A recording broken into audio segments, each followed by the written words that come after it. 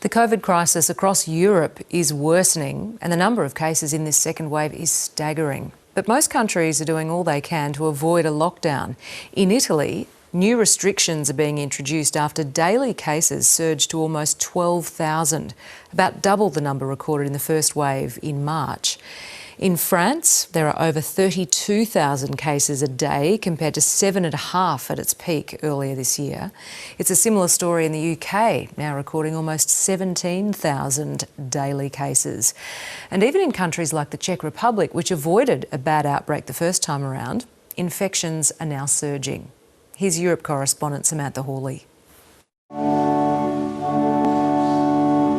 In Italy, a mass is held for the 179 doctors who've died from COVID-19. The country was one of the worst hit early in the pandemic, but the number of new cases is even higher now. Il ricordo del battesimo. New emergency measures give mayors the power to close off streets or squares. Non possiamo perdere tempo. We cannot lose time. We need to react by putting into action all measures necessary to avoid another general lockdown. In France, it's even worse. The country has just recorded 32,000 cases in a single day.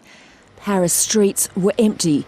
The capital is one of 9 cities now subject to a 9 p.m. to 6 a.m. curfew.